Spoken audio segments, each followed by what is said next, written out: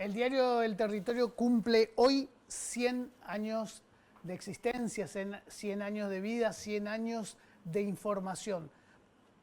Invitamos a un colega, a un amigo, a Carlos Tito Lobato, para recordar la importancia de los 100 años de un medio de comunicación y los 100 años del diario El Territorio. ¿Cómo estás, Tito? Bienvenido. Hola, Raúl, ¿cómo te va? ¿Qué tal? Muy bien, un gusto compartir no solamente aquella redacción, sino ahora este programa recordando los 100 años del Territorio. Arranco por eso que dije recién. ¿Cuál es la relevancia de un medio que cumple 100 años y de este medio que cumple 100 años acá en nuestra zona? Mirá, yo creo que es todo un acontecimiento, sobre todo para la población, la ciudadanía misionera, y en especial para nosotros que fuimos, si se quiere, protagonistas privilegiados, digamos, del devenir de la historia de la provincia en todo este tiempo.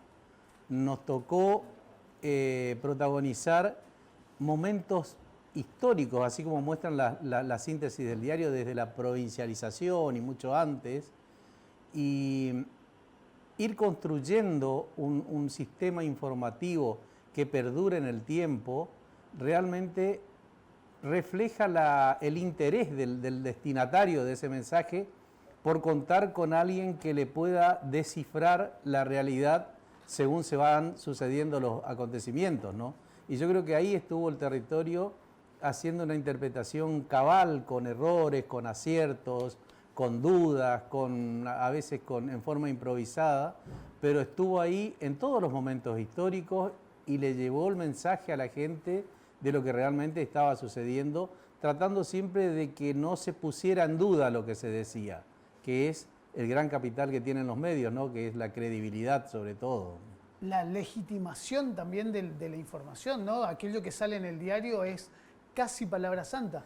Claro, en ese sentido sí, por supuesto. Una vez, te puedo contar una anécdota. Sí, por supuesto. Es que queremos rescatar algunas anécdotas. Bueno, una persona que llegó, una persona muy humilde, ¿no? Y llegó a la redacción y quería hacer aclaraciones porque el diario había publicado una información que decía que él había muerto.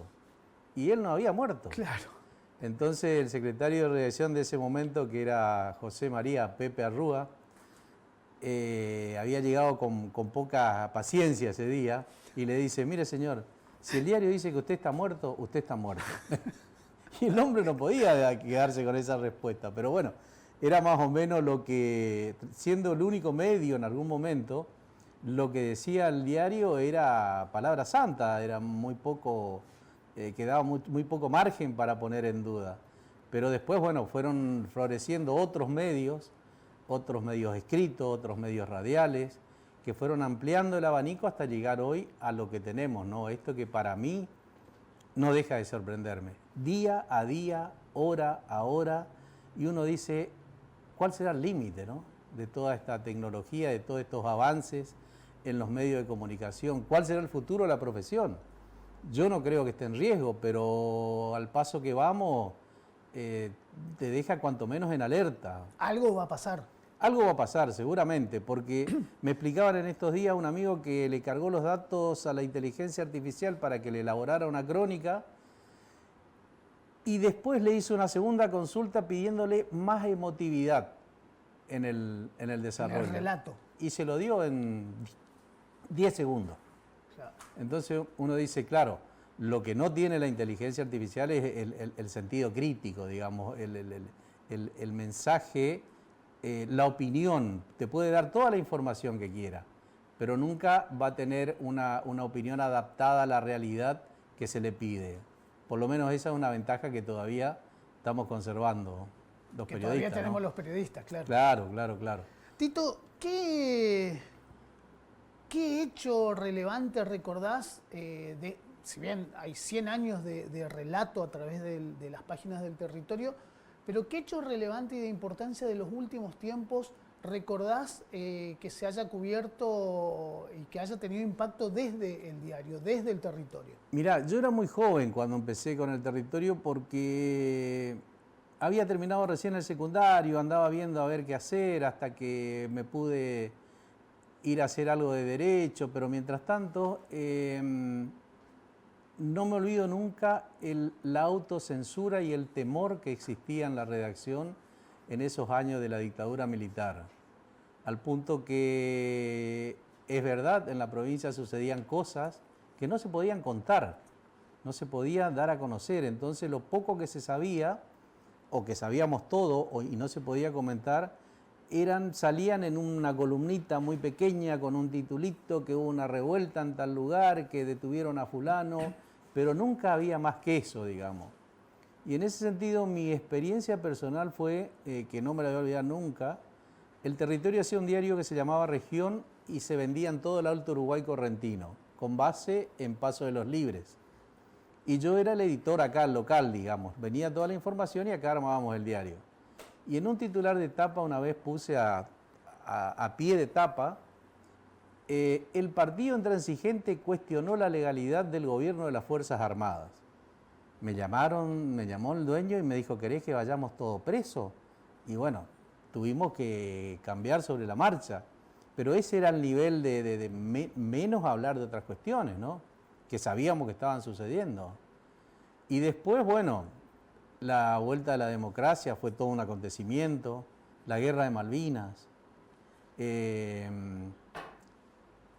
los levantamientos militares que sucedieron durante el gobierno de Raúl Alfonsín. Claro. Claro, en uno de esos levantamientos era en Semana Santa, el jueves Santo no se trabajaba, nosotros estábamos de festejo porque recién el viernes volvíamos a la tarea. Y en medio del festejo viene el aviso del director del diario que había que hacer una edición vespertina por todo esto que significaba, ¿no? El riesgo de las instituciones, en fin, el peligro y la amenaza latente al sistema. Y después me tocaron cosas, por ejemplo, horas después de ir a Paraguay tras el derrocamiento de Stroessner, a hacer unas notas sobre la situación del vecino país. También en algún momento con el interés de Misiones por hacer negocios con los estados vecinos de Brasil, por ejemplo, en algún momento tuvimos que ir a Mato Grosso do Sul y bueno, ahí hubo una reunión con gobernadores de todos los estados, que todo esto fue muy productivo, como también fue la reunión del Norte Grande, allá por el 87, con Julio Humada, con el gobernador Humada. En fin, son todos acontecimientos que uno los va asimilando y resulta increíble, ¿no? Cuando pasa el tiempo y volver a ver en esa línea de tiempo del territorio, volver a ver algunas cuestiones que uno las vivió, realmente conmueven, digamos, conmueven y mueven los recuerdos, es decir, Claro. Vuelven a la memoria las personas, los compañeros, los amigos, algunos que ya no están, en fin, todas esas cosas que traen de recuerdo los aniversarios, ¿no? Las redacciones tienen vida, Tito. Las redacciones son esas, si bien es un lugar físico, es una reunión de personas debatiendo qué se va a hacer, cómo se va a encarar, qué información vamos a abordar o vamos a cubrir, desde qué manera, quién se va a encargar. ¿Y es un intercambio que enriquece?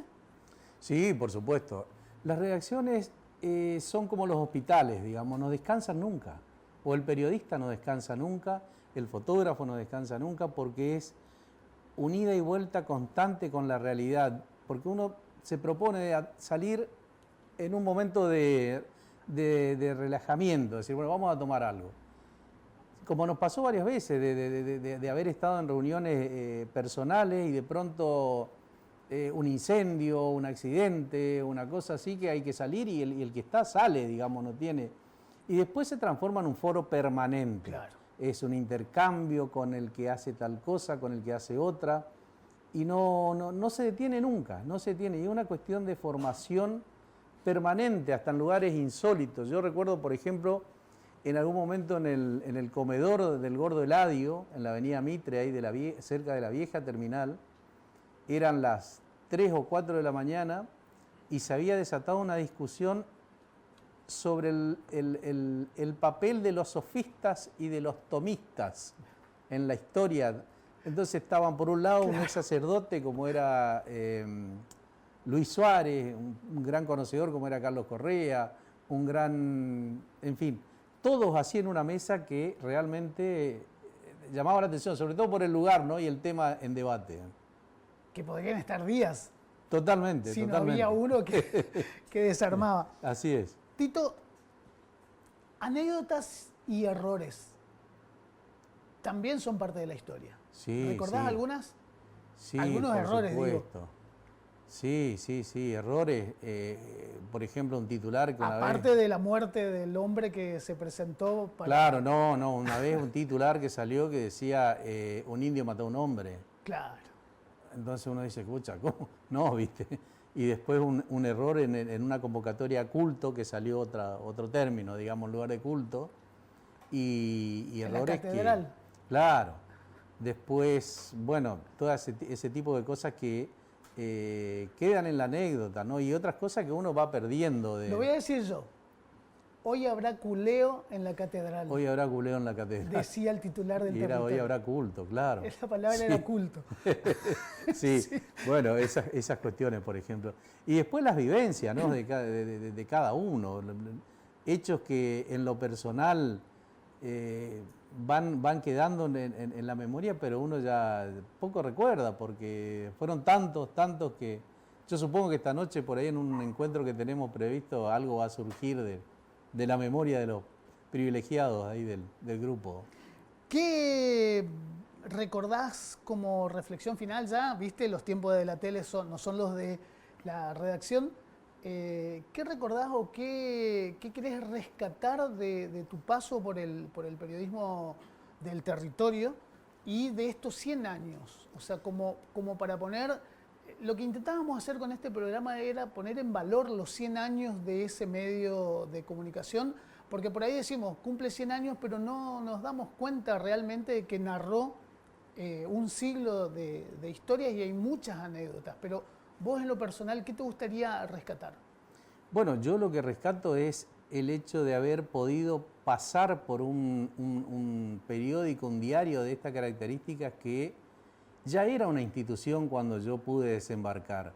Y después con el tiempo vi cómo se fue reafirmando, cómo se fue valorizando, cómo fue entrando en la consideración de la gente como algo imprescindible en lo cotidiano, hasta llegar a hoy, por ejemplo, en una pelea con la tecnología por la subsistencia, porque Claro. también no nos olvidemos que todos los medios están en una situación de crisis, cuando en algún momento de esplendor fue uno de los 3 diarios de la Argentina que tenían un sistema de rotativa continua, que lo tenía La Nación, un diario del sur del país y El Territorio. Súper avanzado. Claro, que era lo que lo convertía en un medio muy, muy especial. Y a partir de eso, cómo fue contribuyendo con el engrandecimiento de la provincia, acompañando todas aquellas iniciativas que iban a servir, iban a ser la herramienta, como es hoy la Universidad Nacional de Misiones, como en su momento fue el Instituto del Seguro,